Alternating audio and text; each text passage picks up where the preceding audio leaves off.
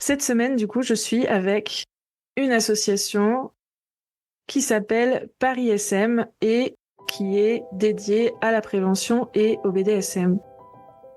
Sexpense, le podcast qui pense à ta sexualité, qui pense ta sexualité et qui expanse l'univers de la sexualité avec toi. Chaque semaine, on va explorer la sexualité alternative en parlant BDSM, fétichisme, libertinage, au travers d'interviews, de mes expériences personnelles, d'histoires érotiques. Alors aujourd'hui, j'ai 3 personnes de l'association qui vont répondre à nos questions et j'ai vraiment hâte que vous entendiez tout ce qu'elles ont à nous partager. Est-ce que vous voulez vous présenter ? Alors, je suis Dame Even et je suis la présidente de l'association depuis bientôt 5 ans et dans le BDSM depuis 2012. Je suis Crapaudine, je suis la secrétaire de l'association, j'y suis depuis 2021, décembre, et j'ai découvert le milieu avec Paris M en 2018. Je suis Lexia, membre du bureau depuis tout juste un mois. Je connais le BDSM depuis un bon moment. Je connais Paris M depuis 1 an et demi environ. Et du coup, vous me disiez qu'il y avait d'autres membres de l'association mais qui n'avaient pas pu être présents. Est-ce que vous voulez les présenter aussi comme ça? C'est plus facile également de savoir qui fait partie de l'association et puis peut-être que vous pouvez nous expliquer comment est-ce qu'on fait pour vous identifier dans les événements que vous proposez. Très bien. Donc, nous sommes 6. Donc, dans le trio déclaré, il nous manque Madria, qui est notre Trésorière. Merci les filles, qui est notre trésorière. Ensuite, nous avons Snoopy qui nous a donné quelques réponses à vos questions et donc on pourra en parler pour elle. Nous serons sa voix aussi, qui est donc bénévole dans notre bureau, et nous avons Chapillon qui est aussi bénévole dans ce bureau. Nous sommes 6 femmes. Super. Et du coup, que propose l'association Paris SM ? Donc je vais un petit peu présenter l'association. Donc, c'est une association de prévention avant tout. Nous existons depuis 2006 et nous sommes déclarés loi 1901 depuis 2009. Nous fêtons cette année nos 15 ans officiels en décembre. Notre association propose à des personnes intéressées par les fétiches et le BDSM de se rencontrer, qu'elles soient curieuses, débutantes ou confirmées. Pour cela, nous avons 3 rendez-vous mensuels, sauf pendant les vacances d'été, car le bureau se repose aussi. Le premier vendredi du mois, nous avons un munch, c'est-à-dire une rencontre informelle, qui s'appelle Apé Rencontre, dans un bar pour faire connaissance, discuter ou se retrouver. Le 3e mercredi du mois, un munch, dîner-débat dans un café-restaurant avec des sujets différents chaque mois. Crapaudine peut nous parler du sujet du mois dernier, puisque c'est elle qui a animé le débat. Le mois dernier, c'était un BDSM et pratiques aimants, à savoir les pratiques qui nous attirent ou qui nous repoussent. Que faire quand notre partenaire est à l'opposé de nous? Comment pouvoir passer outre, accepter qu'il le fasse ou qu'elle le fasse? Ou voilà, les différentes raisons. On a aussi eu des dîners-débats sur la thématique « Fais-moi mal mais fais-le bien » avec un médecin qui vient nous répondre pour des questions d'hygiène. On a également eu des dîners-débats sur les pet play avec des petits animaux de plus ou moins forme humaine qui sont venus. On a eu du dîner-débat sur BDSM versus amour, sur douleur passage obligé, et on a notre traditionnel aussi dîner-débat sur le consentement. Oh, c'est super, toutes ces thématiques. C'est hyper... même pour les gens qui connaissent un peu le domaine, je trouve que c'est hyper inspirant parce que ça change des sujets sur lesquels on peut parler ou même de ce qu'on trouve sur Internet. Merci. Oui, merci. Surtout que sur Internet, il y a souvent des bêtises qui sont dites. C'est ça qui est embêtant. Le dernier rendez-vous, c'est le dernier jeudi du mois et c'est un Zoom en caméra de 20h à 23h et ça permet à plein de personnes hors Paris de nous rejoindre et de discuter avec nous ou même de discuter entre eux, faire connaissance. On a des personnes qui viennent des États-Unis, Canada, de Marseille, de Lille, de Belgique, de Nantes. Voilà, de Nantes, de Grèce, voilà. Ah oui. Plein de gens qui viennent. Alors, pas toujours les mêmes. Beaucoup de personnes qui sont curieuses, qui sont souvent débutantes et qui ont beaucoup de questions à poser. Oui, c'est souvent leur porte d'entrée avant de venir au match du premier vendredi du mois d'ailleurs. Ah, ok. Ils commencent en virtuel et ils viennent après nous rencontrer. Et comme ça, ils ont une figure à repérer dans la foule de notre match du premier vendredi, puisque c'est assez imposant, puisque nous avons entre 100 et 200 personnes qui viennent le premier vendredi de chaque mois. Oui, c'est pas du tout la même chose que moi il y a 10 ans. Non, pas du tout. Donc pour nous repérer plus facilement, nous portons des t-shirts blancs avec dans le dos marqué Team Paris SM. Donc on est facilement repérable et au minima nous avons un badge pour savoir quelles sont les personnes que l'on peut rencontrer puisque c'est un café qui est ouvert à tout public.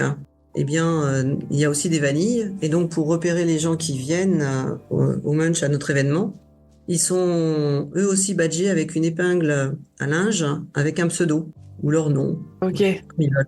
Et donc c'est facile de repérer ces personnes-là.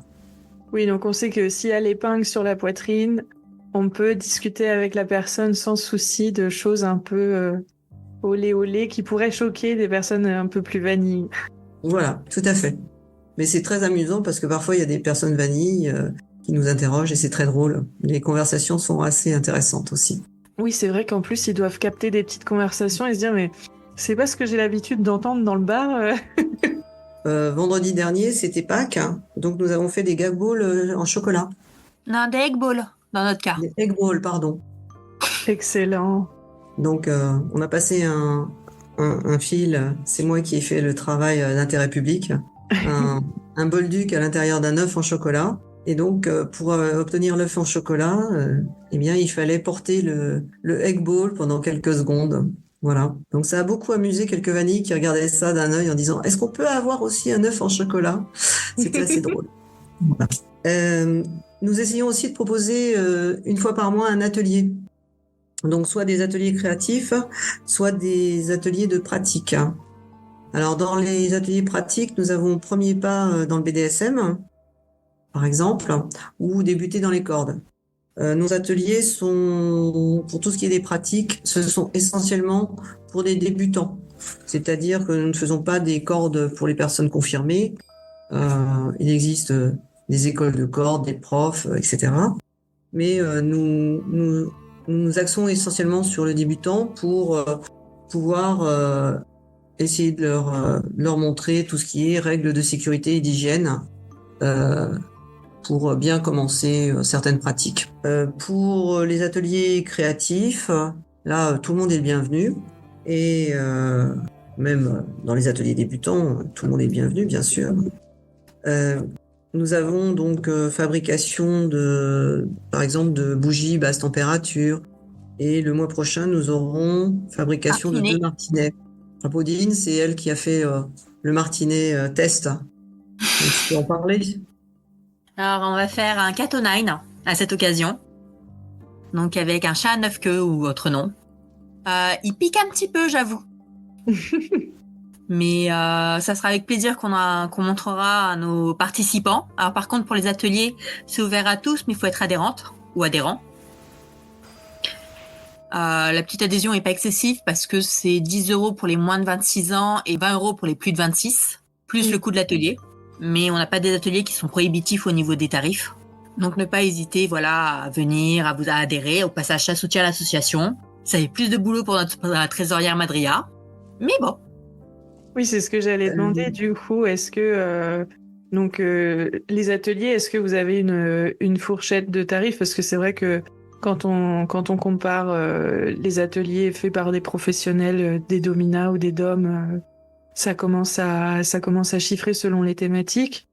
Et est-ce que les événements visio, munch, apéro, tout ça, c'est gratuit? Comment ça se passe au niveau tarifaire? Alors, les munchs sont accessibles à toute personne, adhérente ou non adhérent, alors que les ateliers sont réservés aux personnes adhérentes. Et le coût de l'atelier varie entre 0 € pour un ou deux de nos ateliers jusqu'à 40 à 50 €. Oui, donc c'est très abordable. Pour les gens qui débutent et qui veulent explorer, on peut mouiller la chemise, il n'y a pas de souci. À savoir que les plus chers, ce sont les ateliers créatifs, puisque les gens repartent de toute façon, c'est la matière d'œuvre, et la location de salle, la matière d'œuvre et le coût du buffet. Donc, mais les gens repartent avec leur objet ou leurs objets. Il n'y a pas on fait pas de bénéfice, voilà. À chaque atelier aussi, donc il y a à manger. Soit si l'atelier a lieu l'après-midi, c'est un goûter, et si c'est le soir, c'est un buffet dînatoire. Non, trop bien. Et du coup, l'association fait aussi de la prévention, vous disiez? Oui, nous avons un kit de bienvenue que nous distribuons à tous nos primo-adhérents. Et dedans, il y a... Alors, qui vais-je interroger? Alexia!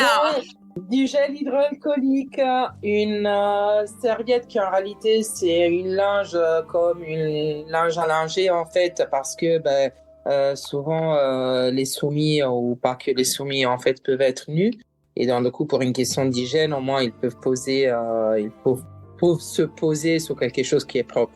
Qu'est-ce qu'on a encore? On a des préservatifs. On a du gel hydroalcoolique, je crois que je l'ai déjà dit. On a des pansements. On a du gel, de l'antiseptique, voilà. En fait, vous le voyez pas, mais ils sont en train de me suggérer derrière. Et puis, qu'est-ce que j'ai oublié? Non, les gants, je l'ai dit en fait. Non, ça je l'ai dit tout au début. Bon, bref. Des gants. Et on va avoir une petite savonnette d'ici pas longtemps. On va avoir du sérum physiologique. Non, pas du sérum physiologique.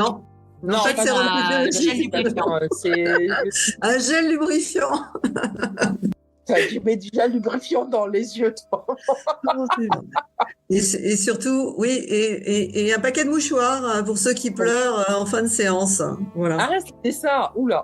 Voilà. Et le tout est dans une jolie trousse logotisée Paris M avec notre devise « Fais-moi mal, mais fais-le bien ». Vous pouvez retrouver tous les renseignements sur parism.org, notre site.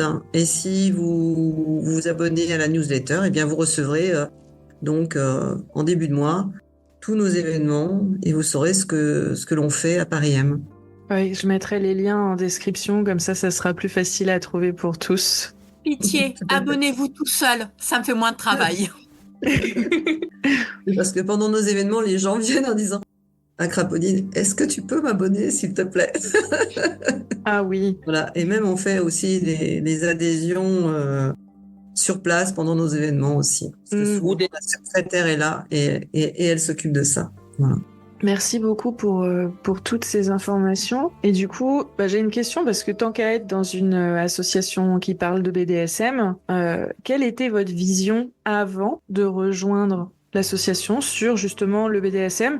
Et est-ce qu'en rejoignant cette association, votre vision des choses a changé?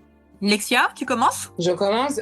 Oui, forcément en fait, parce que le fait de rencontrer plein de personnes qui viennent de plein de lieux, de plein de vécus, de plein de milieux et qui ont forcément vécu, je pense, il y en a plein.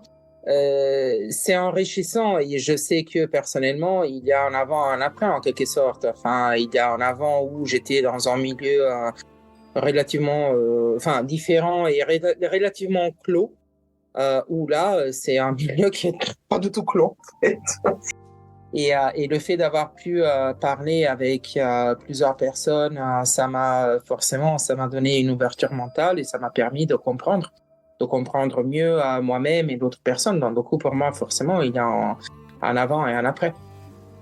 Dame Even? Alors, moi, c'est en constante évolution, ma vision. Et souvent une remise en question personnelle. Pour beaucoup, ce qui me chagrine un peu, je dirais, mais on voit souvent des novices aller trop vite, trop loin, et sans conscience des risques physiques et psychiques de notre univers. Et surtout des jeunes, hein, et même parfois pas vraiment majeurs, on va dire. Et ça, c'est assez inquiétant. Et c'est pour ça aussi que je trouve que notre association est bien, parce que on essaye de faire de la prévention là-dessus, sur justement tout ce qui est risque, autant physique que psychologique. À chaque fois, on insiste bien surtout dans nos ateliers, on insiste bien sur une grande partie des risques qu'on peut trouver à pratiquer le BDSM. Parce qu'il n'y a pas de risque zéro. Je vais parler pour Snoopy. L'association lui a permis de rencontrer des gens très divers, de découvrir de nouvelles pratiques et de se dégager du stéréotype pour mieux se définir. C'est la réponse qu'elle a donnée. Et du coup, je vais rebondir sur ce qu'a dit Snoopy. C'est vrai que moi, quand je suis rentrée dans le BDSM, au début, je suis rentrée un peu par la porte de Paris M, mais j'avais pas les codes, j'avais pas les règles de savoir-vivre de ce milieu. Par contre, je devais certainement avoir les stéréotypes du grand mâle alpha dominant, magnifique et tout, et de la petite soumise à côté, innocente. Bonjour 50 Shades. Mais malheureusement, dans ce milieu, j'ai découvert que c'était pas forcément que ça pouvait être aussi plein d'autres choses, qu'il y avait des dominas, et elles étaient pas forcément froides et distantes. Ça, c'est ce qu'aurait dit Snoopy. N'est-ce pas, Dame Even? Qu'il y avait aussi des risques, parce que mine de rien, quand on fait de l'impact, pour moi, c'est une chose qu'on n'a pas forcément conscience. On peut faire de l'impact et pas faire de marque physique visible, mais il y a quand même des traces. Et qu'on peut on peut retirer une croûte, tout bêtement, et donc être en contact avec des fluides.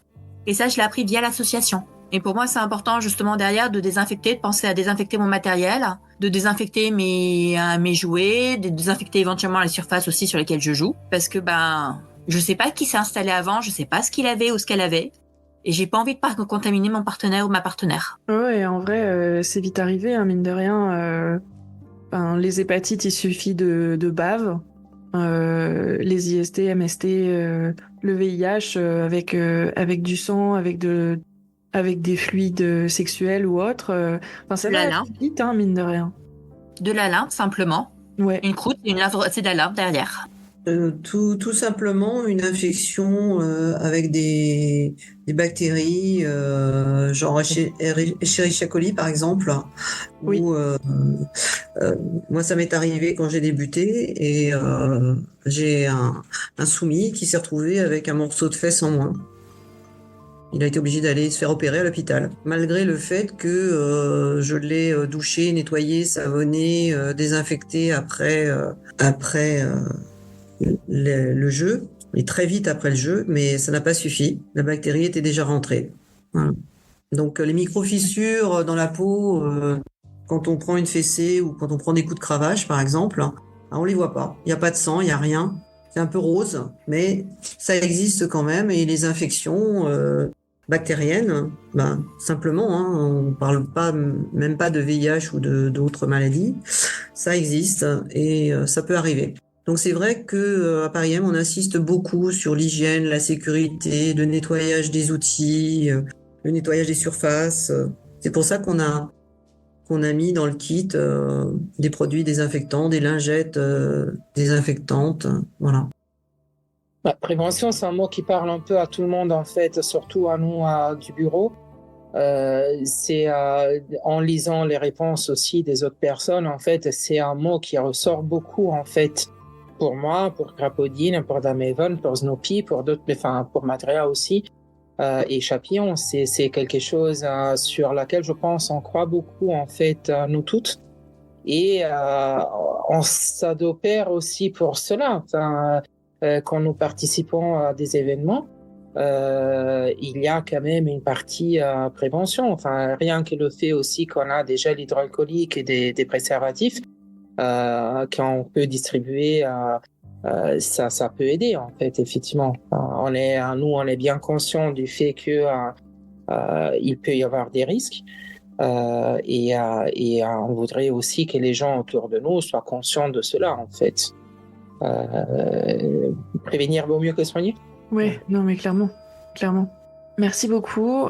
Du coup, alors moi je vous connais déjà, mais si je suis nouvelle et que je cherche à découvrir ce monde, quels sont vos premiers conseils? Venir à Paris M ? Ouais, participer aux événements, mais notamment, et ça a été un peu, personnellement, ça a été ma démarche en fait. Je répète, je connaissais déjà un peu le BDSM. J'ai voulu commencer par les dîners-débats parce que les sujets étaient intéressants, parce qu'il y a toujours manière d'apprendre en fait. On en apprend toujours, mais même à quelqu'un qui pratique. Il y a des gens qui viennent au dîner-débat qui pratiquent depuis 20, 30, 40 ans. Et c'est pas seulement pour divulguer leur savoir qui sont là en fait, c'est aussi pour apprendre.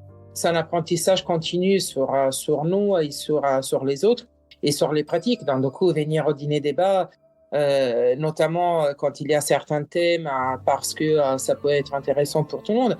Venir aux apéros, venir au Zoom, parce que pareil, on échange.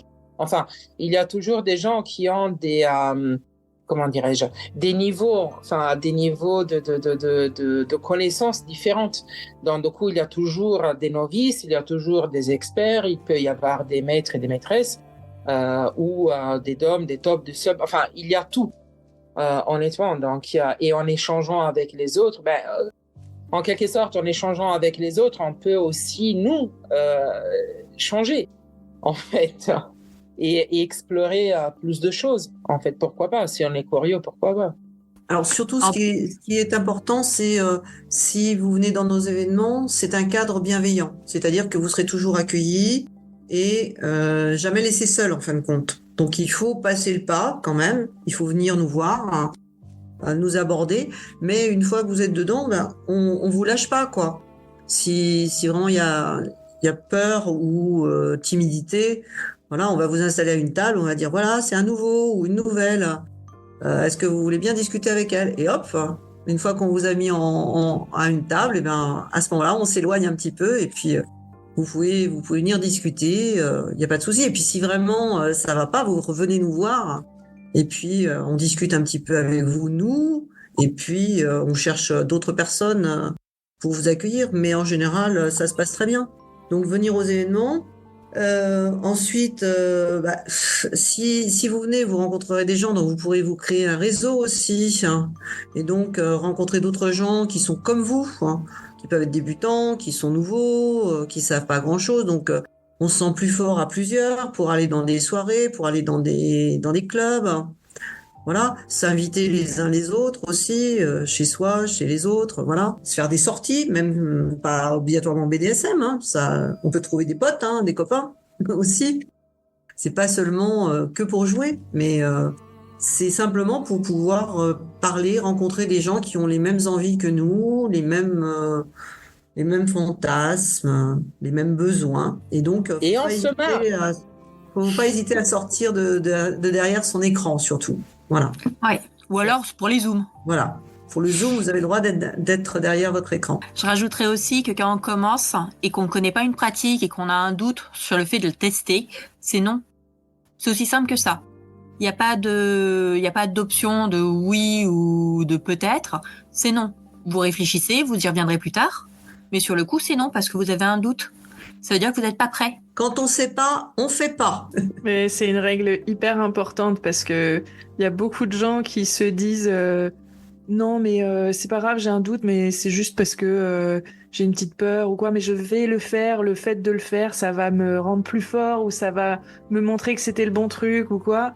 Un peu comme un coach sportif, quoi. Alors et c'est le meilleur moyen pour choper une blessure psychique.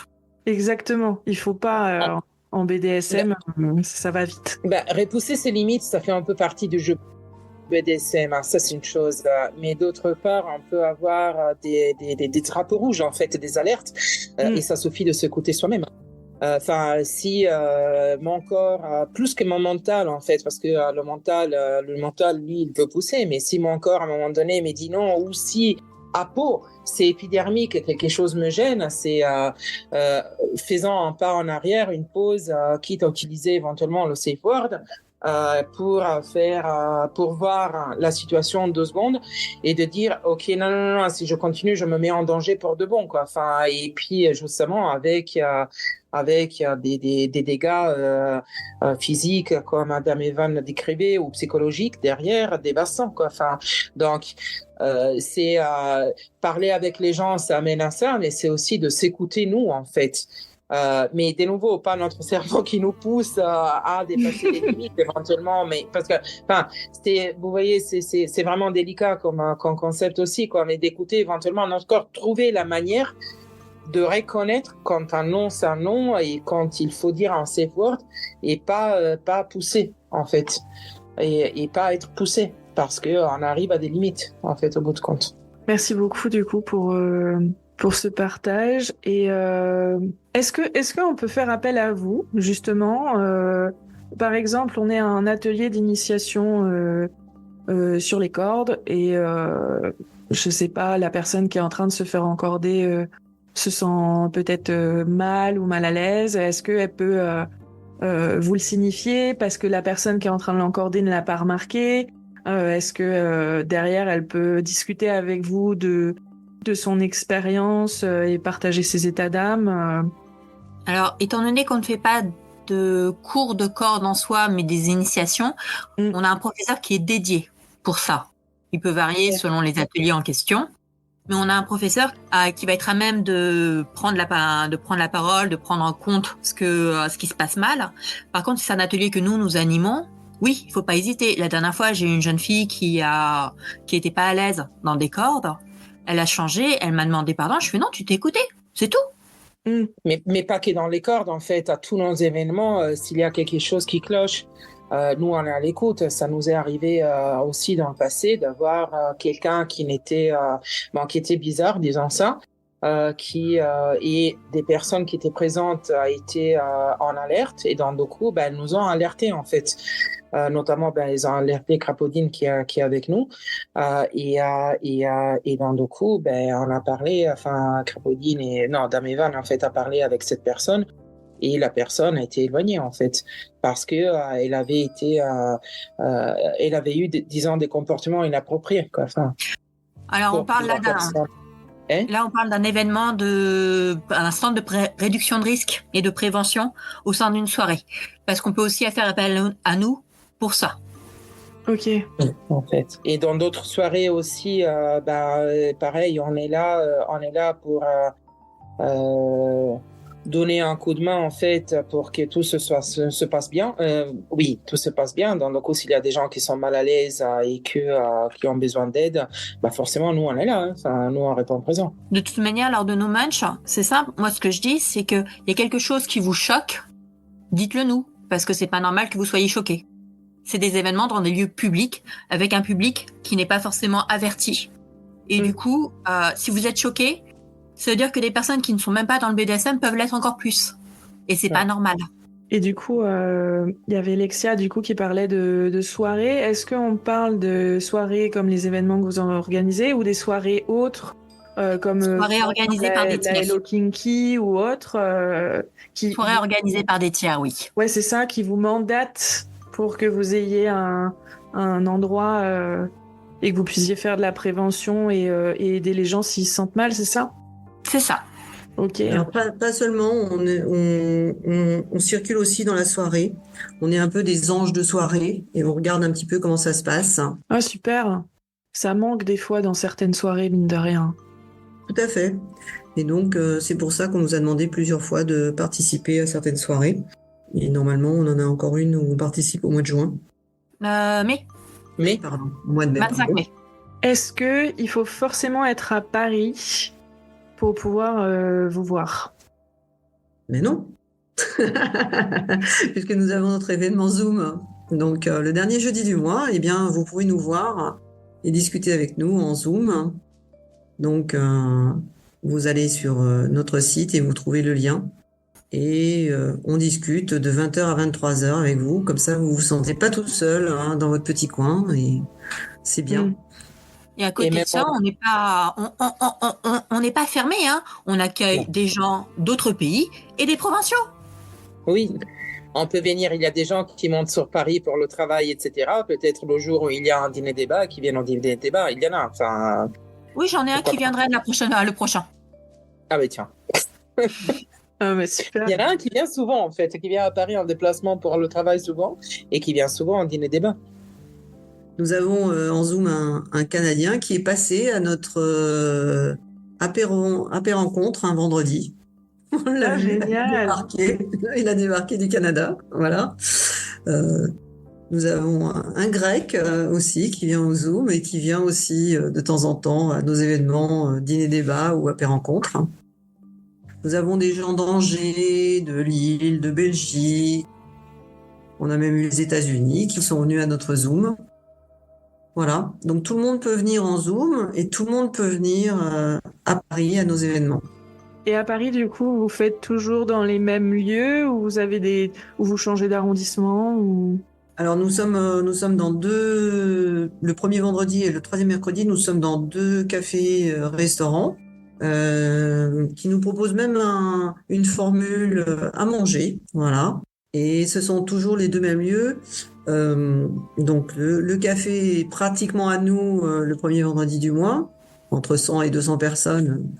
Les autres ont du mal à venir, hein, sauf s'ils sont déjà installés avant qu'on arrive. Et c'est à partir de 19h30. On est sur place à partir de 19h30. Voilà, Ok. les événements, premier vendredi et troisième mercredi, ça commence à 19h30, nos événements. Et l'équipe s'en va vers 23h, minuit. Ça dépend des événements. Voilà. Et le troisième mercredi, nous avons une salle qui nous est dédiée, mais c'est une salle ouverte, hein, au premier étage du café-restaurant. Oui, ok. Non, mais super. Et du coup, parmi tous ces événements et ateliers que vous proposez, quels sont vos préférés à vous, personnellement? Moi, les ateliers, je plaide coupable. Et mon atelier, j'arrive rarement à y aller. C'est les dîners débats, en fait. Et les apéros, pareil, j'arrive rarement à y aller. C'est les dîners débats, en fait. Ça a été ma toute première rencontre avec Paris M. Et ça reste mon petit bébé, en fait. Mon bébé chéri. Et toujours assise à la même place. Et gare à qui me pique la place. Pour moi, c'est les ateliers aussi, surtout quand les personnes qui viennent dans les ateliers découvrent des objets qu'elles ne connaissaient pas. On voit les yeux briller, on voit qu'elles ont envie de toucher, qu'elles ont envie d'essayer. Donc moi, ça reste aussi les ateliers parce que c'est un vrai partage de connaissances et d'expériences pour tout le monde, dans les 2 sens. Hein, parce que des fois, il y a des gens qui nous disent, ah bah tiens, moi j'utilise tel truc. Ah ouais, c'est vrai, tu l'as fait toi-même et tout. C'est super sympa.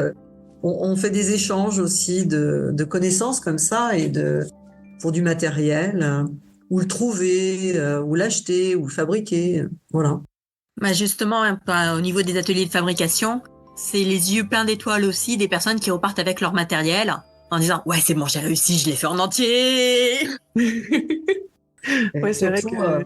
Et surtout après, quand ils nous disent, vous savez, qu'est-ce qu'il a servi? Et ça, c'est vraiment plaisant. C'est vraiment très, très plaisant. Ça nous fait extrêmement plaisir. Et puis, les gens sont très contents, quels que soient les ateliers. On n'a jamais eu, jusqu'à présent, de retour négatif sur les ateliers. Donc, Ça, depuis qu'on est au bureau, en tout cas. Oh, super.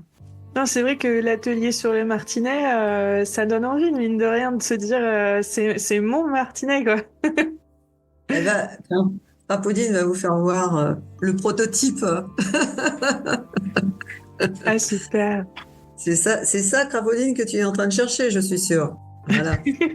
Allez, vas-y, montre-nous ton bébé. Ah oui. Alors, il y a un contre-jour, mais je vois, Oui. c'est natté, enfin, c'est tressé. Il doit faire mal quand même, hein. 9 queues, parce que c'est un chat à 9 queues. Ouais. Un manche, fais voir le manche, avec la jolie... Oh, il est beau. Hein, C'est en noir et bleu, avec une petite sangle pour le mettre au poignet. voilà. ou pour l'accrocher derrière la porte de la cuisine. Tu as coupé le micro, Craponine. Ouais. Je disais pour être sûr qu'il s'envole pas tout seul avec la petite lanière. Oui, C'est mais ça. ça m'est arrivé une fois de perdre le martinet, ça fait bizarre. Non, il est Voilà, magnifique. c'est ce qu'on va fabriquer. Tu as pas l'autre, celui sur anneau? Non, pas encore. J'en ai des équivalences, mais j'ai pas celui qu'on a fait nous.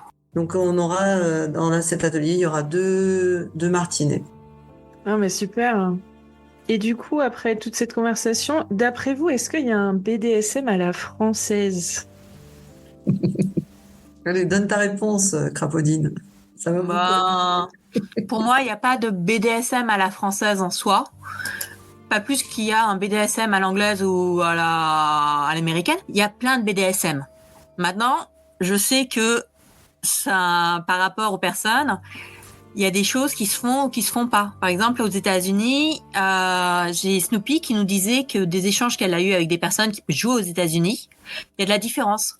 Nous, en France, les négociations sont souvent plus courtes, plus de pick and play, donc a priori prendre et jouer en soirée, et plus de pratiques sexuelles et de nudité en public par rapport à des Américains. Maintenant, je vais laisser la parole à Dame Even parce que elle sera plus à même de donner des avis sur la Belgique et sur l'Italie, peut-être Lexia. Alors moi, je joue souvent en Belgique, hein, et donc je dirais que en France, le BDSM est considéré pour beaucoup de personnes comme quelque chose qui doit être très codifié, très sérieux, quelle que soit la pratique, hein. Ça va jusqu'à la tristesse, je trouve, parfois. Et c'est pour ça que je trouve le BDSM en Belgique beaucoup plus amusant, plus léger, plus convivial. Et même en Allemagne, je trouve souvent les pratiques sont plus hard, plus dures. Donc, il n'y a pas de BDSM à la française, mais je dirais que partout dans le monde, les gens jouent et ont des pratiques communes comme les cordes, comme l'impact et d'autres, hein, bien sûr, mais que chaque personne a son BDSM. Dans les autres pays, ça peut aussi dépendre de la culture. Enfin, les cultures européennes, l'Europe est une, mais les cultures sont variées en fait. On peut pas dire que la culture anglaise ou italienne sont les mêmes choses que la culture française en fait. Et ça va aussi dans le BDSM. J'ai joué avec des amis italiens et eux ils se marrent beaucoup en fait. Il y a beaucoup de rire dans les soirées, dans les jeux. Les Anglais, j'en sais pas. Je vais profiter d'un prochain voyage en Angleterre, effectivement, pour aller voir un club. Si j'y arrive, en fait, si j'ai le temps et si de voir comment c'est chez les Anglais, en fait, à Londres. Et je pense que ça va être marrant à Londres aussi, vu l'hétéroclicité de Londres, en fait.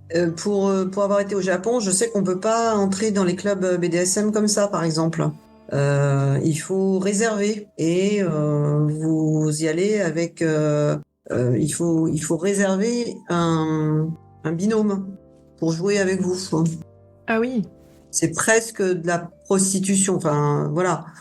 Mais vous pouvez pas y aller comme ça au débeauté en disant tiens ce soir je vais dans un club BDSM. Non, faut réserver à l'avance. Et c'est un binôme du club ou c'est un binôme qu'on peut amener soi-même? Alors je sais pas ça. Mais d'après ce que j'avais compris, il faut réserver quelqu'un dans le club, une personne du club. Ah, oui. Pour pouvoir jouer. C'est ce que j'ai compris quand j'ai été au Japon. Après, c'est peut-être différent. Puis je sais qu'au Japon, il y a beaucoup de choses qui sont japonaises only, hein. Donc, Oui. on peut pas aller n'importe où comme on veut. Voilà. Non, mais c'est hyper intéressant. C'est vrai qu'on a tous. J'ai trouvé cette phrase hyper puissante, le fait qu'on a chacun notre BDSM, il n'y a pas un BDSM, mais on a chacun un autre. Je pense qu'on peut vraiment en faire un mantra. Et surtout, fais-moi mal, mais fais-le bien. Oui, ouais. Mais ça, je pense que ça va être le titre de l'épisode. Merci. C'est notre devise. Ouais. C'est la devise Paris. Voilà. Elle est magnifique. Et c'est tellement ça. Et est-ce que vous souhaiteriez ajouter quelque chose pour nos auditeurs et auditrices qui nous écoutent aujourd'hui? Alors, amusez-vous, mais dans le consentement et le respect de chacun. Ça, c'est la première chose. Et Snoopy aurait rajouté « N'hésitez pas à interroger les comportements présentés comme une norme sociale ou sociétale. Du moment que tous les participants sont adultes et consentants, libre à vous de définir les pratiques qui vous plaisent et de refuser celles qui ne vous correspondent pas. » Voilà, il faut jamais hésiter à dire non, que l'on soit soumis ou dominant, ou top ou bonhomme, ou faut pas oublier qu'on a toujours notre libre arbitre et un non, c'est non. Je vais répéter ce que j'ai dit tout à l'heure. En fait, soyons à notre écoute. Soyez à votre écoute, soyons à notre écoute. Et surtout, ça je le dis en rigolant, mais pour moi, un bon dom, un maître, une maîtresse, dom, ME, ce que vous voulez, c'est quelqu'un qui est à l'écoute. À l'écoute, et puis encore à l'écoute. Règle numéro 1, 2, 3 jusqu'à la règle numéro 100, c'est être à l'écoute du soumis, du sub, du bottom, quoi que ce soit en fait. Dans le coup, je crois que vraiment mon mot-clé, c'est écoute de nous-mêmes, des autres. Et